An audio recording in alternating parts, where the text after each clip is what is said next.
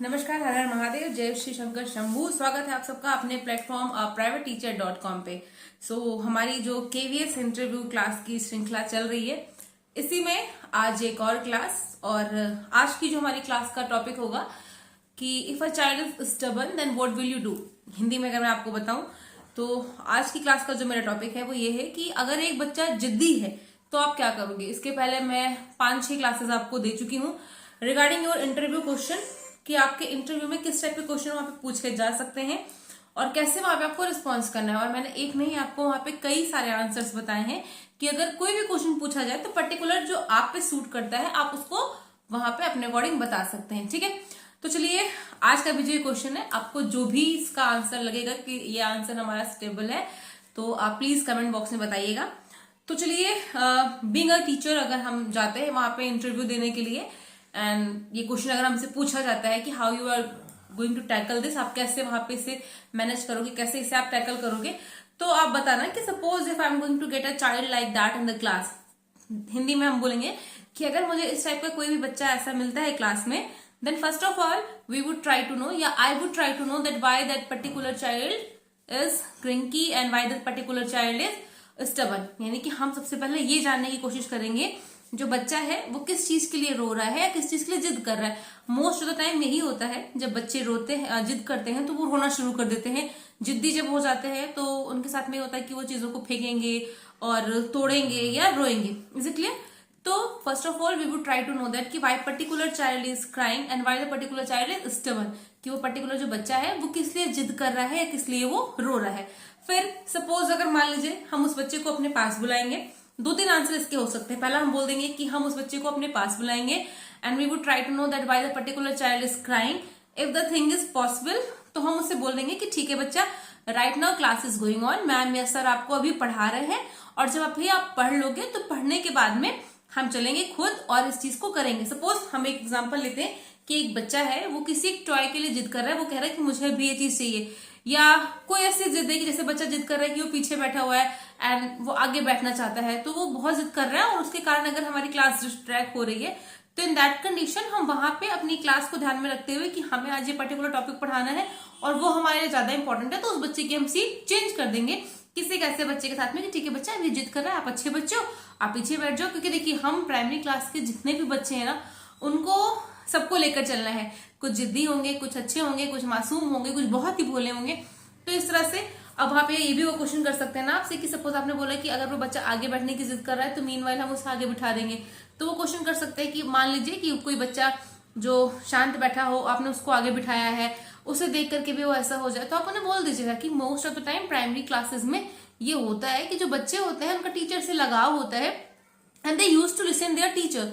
वो हमेशा अपने टीचर को सुनते हैं। हमेशा घर पे भी अगर मम्मी कोई बात बोलेगी ना तो अपने टीचर को प्रेफरेंस देते हैं कि नहीं हमारे टीचर ने ऐसे बोला है। तो मोस्ट ऑफ द टाइम जो बच्चा होता है वो टीचर को सुनना चाहता है, तो पहले हम उस बच्चे को सुनेंगे। बीइंग अ टीचर, एज मैंने आपको टीचर की स्ट्रेंथ और वीकनेस के बारे में बताया था कि teacher should be a good listener, तो हम अच्छे से उस बच्चे की प्रॉब्लम को सुनेंगे। अगर कोई जिद ऐसी है कि जो तुरंत उसे पूरा किया जा सकता है, हम उसे तुरंत पूरा करने की कोशिश करेंगे। अगर कोई जिद ऐसी है जिसे तुरंत हम पूरा कर सकते हैं, तो हम उस बच्चे को डाइवर्ट करने की कोशिश करेंगे कि meanwhile this thing is going on, that is more important, और पहले हम ये कर लेते हैं, उसके बाद में आप जो कह रहे हो हम वो भी करेंगे, हम सारे बच्चे वो करेंगे। तो चलिए अभी हम पहले पढ़ लेते हैं, फिर जब आप पढ़ लोगे तो 5 मिनट बाद में, मतलब जब 5 मिनट बचेंगे क्लास में, तो मैं आपको ये करा दूंगी और सारे बच्चे ये करेंगे।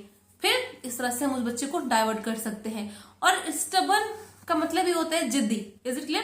क्योंकि बच्चा तो छोटा है, उसे कॉन्सिक्वेंस तो पता नहीं है कि जिस चीज के लिए वो जिद कर रहा है उसका परिणाम क्या होगा, क्या इफेक्ट पड़ेगा, उसकी पढ़ाई छूटेगी या क्या होगा, इसके बारे में बच्चा नहीं जानता है। 1/5 तक का क्लास का जो बच्चा होता है ना, कुछ केसेस में मैच्योर हो जाते हैं, बट मोस्ट ऑफ द बच्चे आपके इमेच्योर होते हैं and they are not much aware about the things कि कैसे करना है, कैसे क्या नहीं करना है। तो हम उनके, अच्छा सपोज अगर बच्चा जिद कर रहा है कि नहीं उसे घर जाना है, उसे अभी घर जाना है, उसे मम्मा के पास जाना है, तो हम उसे समझाएंगे कि बेटा देखो आप मम्मा के पास जाओगे आपकी पढ़ाई छूटेगी। तो एक शब्द में आपको अगर बताऊं तो ये तो एक डिस्कशन हो गया कि जो मैंने आपके साथ में किया कि एक चीज आप समझ जाओ कि आपको वहां पे कैसे डिलीवर करना है। बट जब हम इंटरव्यू में रहेंगे ना, तो ऐसी कंडीशन में हम वहां पे जो भी हमारा पैनल रहेगा उसको हम राम गाथा नहीं सुना सकते, कहानी हम नहीं सुना सकते।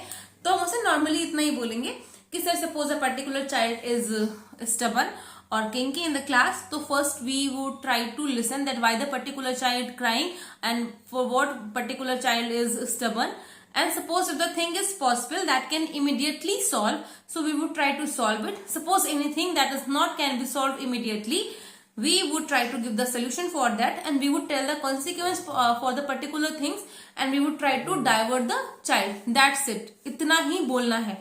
अगर मैं हिंदी में बताऊं तो आप हिंदी में बोलोगे कि सर्वप्रथम हम ये जानने की कोशिश करेंगे जो बच्चा है वो किस चीज के लिए जिद कर रहा है या वो किस चीज के लिए रो रहा है।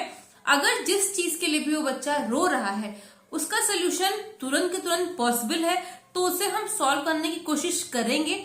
अगर वो बच्चा किसी ऐसी चीज के लिए रो रहा है जिसका सोल्यूशन पॉसिबल नहीं है तो इन दैट कंडीशन हम उस बच्चे को उसके दुष्परिणाम के बारे में बताएंगे। हम उसे बताएंगे कि ऐसा करने से उसकी चीजों का नुकसान हो सकता है और हम उससे दूसरी तरफ डाइवर्ट करने की कोशिश करेंगे। दैट्स इट, इतना ही हमें बोल देना है। बाकी स्टार्टिंग का जो लंबा चौड़ा भाषण था that was only to explain the things to you. और हमें इंटरव्यू में बस बहुत ही कम बोलना होता है।